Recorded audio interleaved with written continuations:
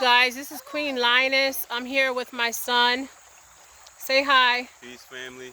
Tell him about your YouTube. Just give him the name of your YouTube channel. We're gonna do it now and at the end of this video. So just give him the name of your YouTube channel. So you can follow me and subscribe at More Enlightenment, MOOR Enlightenment, and that's my spiritual channel. And also you can follow me on my personality channel as far as just getting to know me and things I do throughout day-to-day basis, and that's Zayway Entertainment. Well, Zayway ENT. Okay, you guys. I hope you guys got that. So we're out here. I'm not disclosing our location. My granddaughter's with us, but I want to talk about a specific topic. And I want to talk about mental illness. And the reason why I want to talk about mental illness is I pulled cards yesterday on a masculine energy that crossed over. And this person that crossed over actually committed suicide. This person felt like they had nobody there to support them, there to help them. This is going on a lot in the minority community. It's not a sign of weakness, it's a sign of strength to say, I'm having depression issues, I'm having anxiety issues, I just need somebody to talk to. A lot of us in the minority community, this could even be in any community, Caucasian, Asian, but I just want to really talk about the African American, but this can be for anybody. The reason why is because, like I said, I did a read yesterday. A male actually crossed over. He took his own life. I was going to post a video. It was so in-depth, but I didn't post the video because I want to respect the male in spirit, okay? Because when he actually crossed over, he was in shock and disbelief. But what happened was his ancestors were there to greet him, but he was in a state of shock. It was an instant passing over. But okay, I want to get to the point. We're talking about mental health.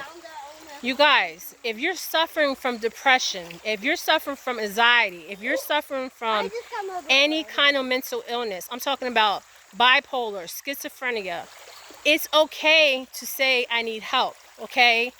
A lot of us are scared to say we need help because in our culture, in our society, it's a sign of weakness. But it's not a sign of weakness. In the card I pulled on the masculine energy that did cross over, he was scared to ask for help. He was struggling financially. He was struggling mentally. And with society, we already have limitations in society because we are minorities. And people will not understand this until they walk in our shoes as brown-skinned people, as melanated people. So this is why I want to touch on this subject. I'm going to have my son come on this live, okay? So, hold on. Just give us a minute. So, okay. So, I'm going to ask my son some questions. You see my son here? Now, I'm going to say his name, Isaiah. Now, Isaiah, how do you feel about mental illness in the African community as far as the masculine? Like, what are your viewpoints on that since you are of African descent and Native American heritage? Give me your opinion and your view, and I want you to be honest, and I want you to be real, and I want you to speak from your heart because you always do speak from your heart, and I want you to speak from your soul.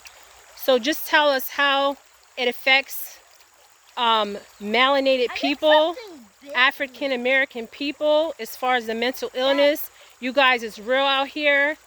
We're living in different times. People are struggling financially. And I just want to talk about this. And this subject has been coming to me, especially with the read I did yesterday when the young gentleman actually crossed over. And I'm going to also tell you a story about the guy I ran into earlier. The spirit, my ancestors, the divine source is talking to me.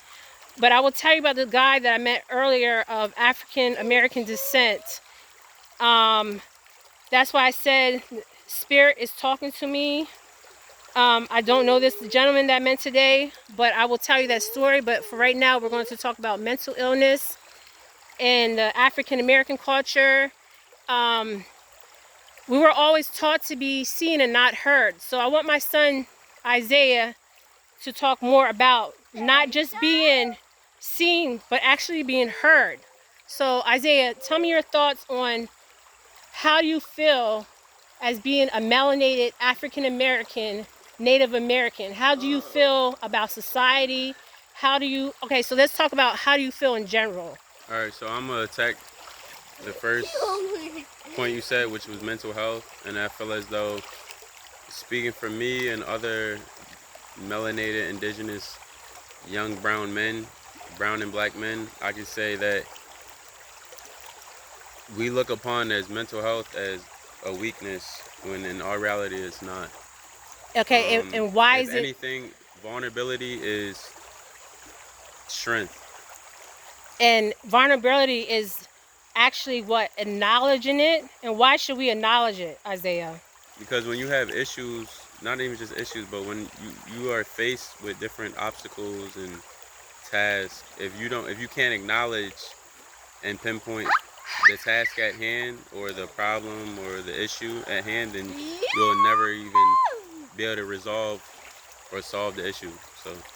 And what do you think is the main what do you think? Why do you think there's no outlet? Do you think that people look down upon people with mental illness? Yes, they do. They try to outcast them and put them in their own branch of you basically be outcast, basically, if you and they call you crazy. They call you crazy. They call you retarded, weird. Yeah, and they think it's a sign of weakness. And I want you to get in depth. Why is it not a sign of weakness and it's a sign of strength? Being vulnerable is finding that masculine and feminine balance, because that's what it's all about. That's being one with yourself, knowing thyself, being one. That oneness, that spirituality, that divine source.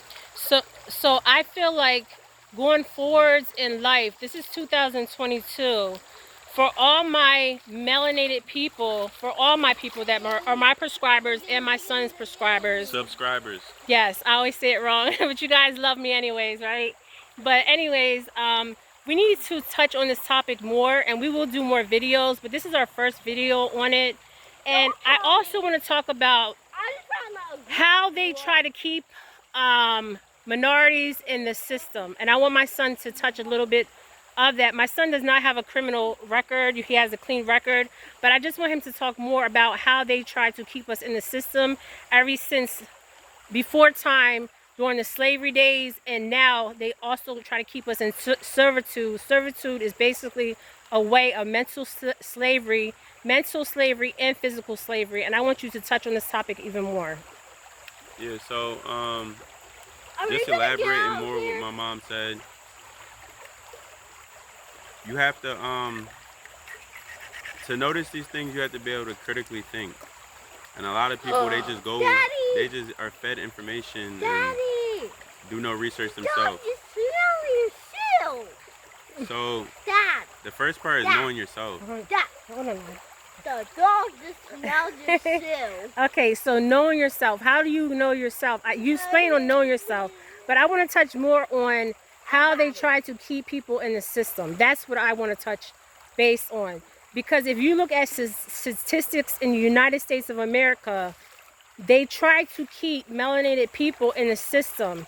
And why do you feel they try to keep us in the system? That goes back to even before me and my mom was here, and that is due to them feeling that we are inferior to them. And why do you think they feel like that we are inferior of them? Because the further you go back, the more you will see. The further you go back and the deeper you dig into earth and natural things, you'll see that we are the natural inhabitants of these lands. Not just that, you guys. It's also our subconscious and our conscience. We have been programmed all our life of thinking that we are, because we're melanated people, people of color, any color out here, okay? I'm speaking to 10:10 on the clock. We were indoctrinated. We had indoctrinated in schools, okay? Making us, even Native Americans, anybody of melanated skin, okay? And there was also white slaves, okay? But I'm just saying, they tried to enslave us mentally, okay? There's a song by Bob Marley, it's called Redemption Song, okay?